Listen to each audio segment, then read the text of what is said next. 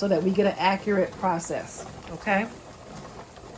Okay, so we're almost there. And so I'm right on the 10. Okay, I'm right on the 10, but you notice this is not moving yet.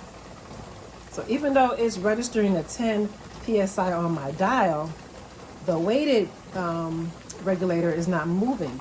So it's not indicating to me that we're there yet. This needs to get to an 11 psi when you're using this style pressure canner. Okay? And I'll talk more about that in another video, but you do your research. I'll try to put a link down here or some information in my caption to explain this a little bit more for you.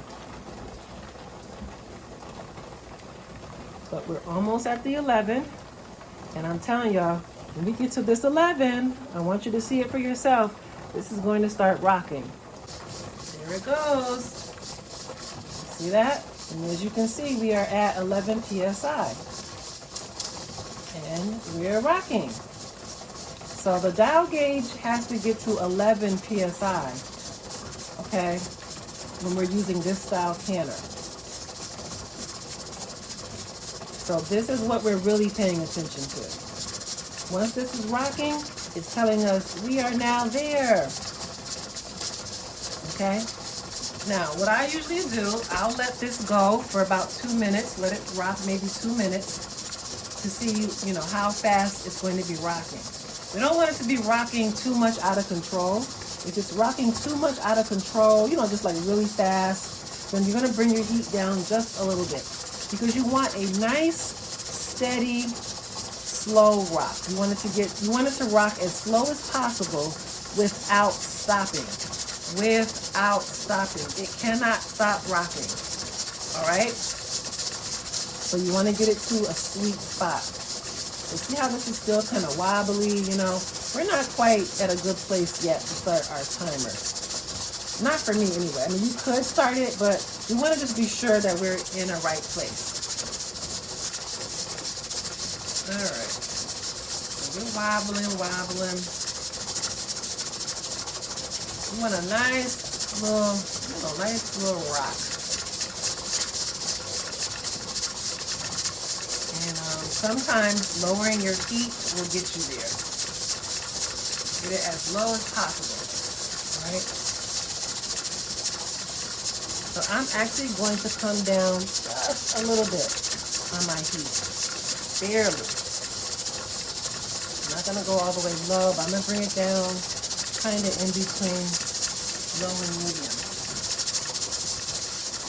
So anytime you make an adjustment on your heat, you got to give it like a good 2 minutes or so to see what happens.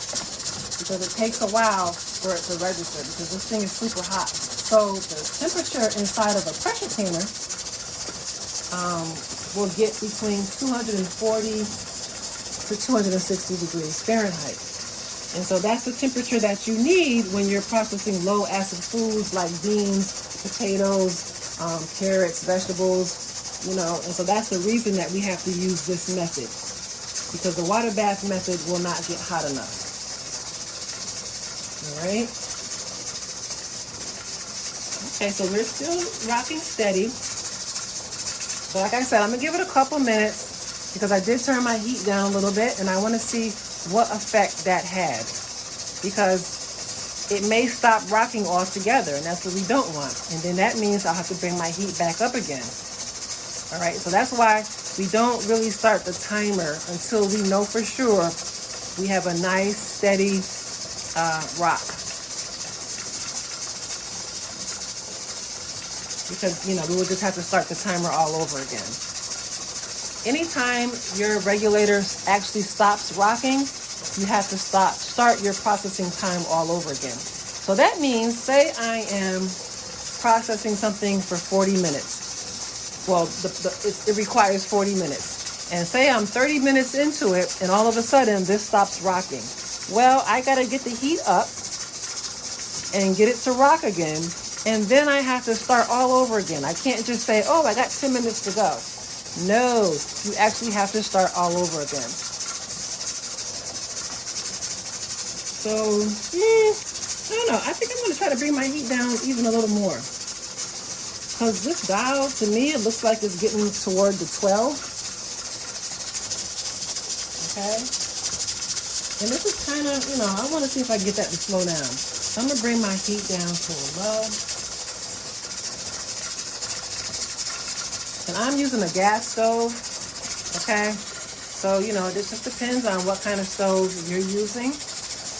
It will take practice for you to get to know your stove, get to know your burners. You know, every burner is different. You know, we know some burners get hotter than others, you know, so you're going to have to make a mental note or write it down once you start canning which burner works best for you.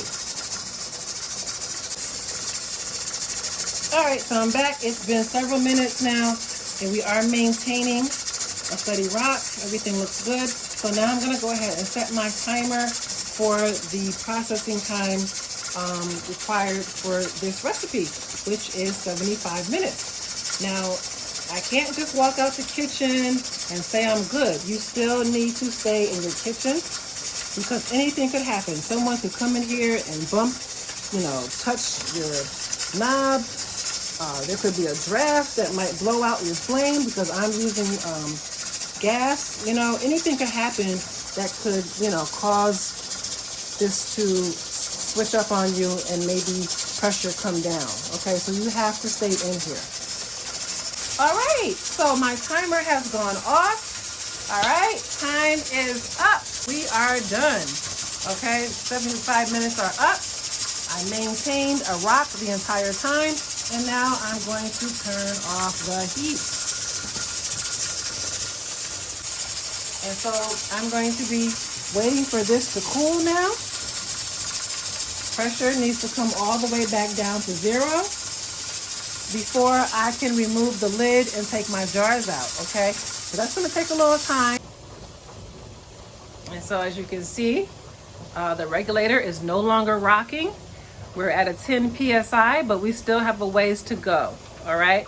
So this lets us know that it's not, pressure is not, you know, built up completely inside the pressure canner.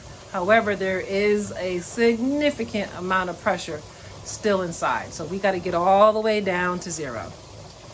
All right, so we have come to the end. Pressure is all the way down to 0. I've let this set for an additional 5 minutes.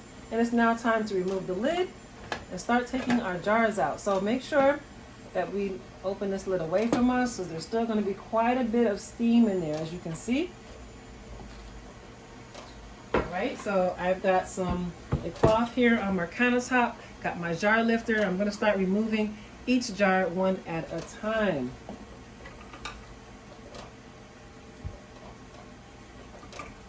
Okay, piping hot. So most important to be using your jar lifter. Don't try to use tongs or anything else. You need to use an actual jar lifter like this. And place them about 1 inch or 2 apart from one another so that air can circulate as they begin to cool. Okay?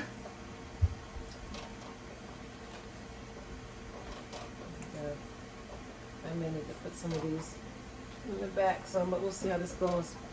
Because I have a whole nother layer up under here. This is the first layer. So excited about these black beans. I am excited. All right, so I have a rack inside. I'm going to need to actually remove the rack so that I can get to the next level. So maybe I'll use my tongs to maneuver that. You can see what I'm talking about. That's the rack that those jars were on. But there's a whole nother, there we go. Take that out like that. All right, we'll start. I can see a little bit of siphoning took place, but it's no big deal. I'll clean this up tomorrow after they cool. I'll just clean up the jars, okay? So I'm gonna start removing these one by one. And you may start to hear the pinging or popping sound, which is a good indication that your jars are starting to create a seal. As they cool is when the sealing starts to take place. All right, So yeah, I'm pretty much done here. So I'm gonna come over here now and place the remaining jars onto my counter.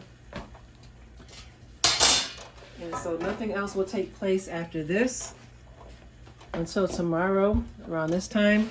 So we'll give it 24 hours, 18 to 20, maybe 18 hours before I start to remove the bands and test the lids to ensure that they are sealed. And if everything is good, I'll clean them up good because they're a bit messy. Take off, take the bands off, clean them up very good, and then date them with a Sharpie and then put them away in a cool, dark place. And you have completed pressure canning black beans. Pray that this was valuable to you all. If you enjoyed this, make sure that you have subscribed, hit the like button, add any comments or questions, and I'll see you in the next video. Peace, y'all. And you may start to hear the pinging or popping sound, which is a good indication that your jars are starting to create a seal. As they cool is when the sealing starts to take place. All right. So yeah, I'm pretty much done here. So I'm gonna come over here now and place the remaining jars onto my counter. And so nothing else will take place after this until tomorrow around this time. So we'll give it 24 hours, 18 to 20, maybe 18 hours before I start to remove the bands and test the lids to ensure that they are sealed. And if everything is good, I'll clean them up good because they're a bit messy. Take off, take the bands off, clean them up very good, and then date them with a Sharpie and then put them away in a cool, dark place. And you have completed pressure canning black beans. Pray that this was valuable to you all. If you enjoyed this, make sure that you have subscribed, hit the like button, add any comments or questions, and I'll see you in the next video. Peace, y'all.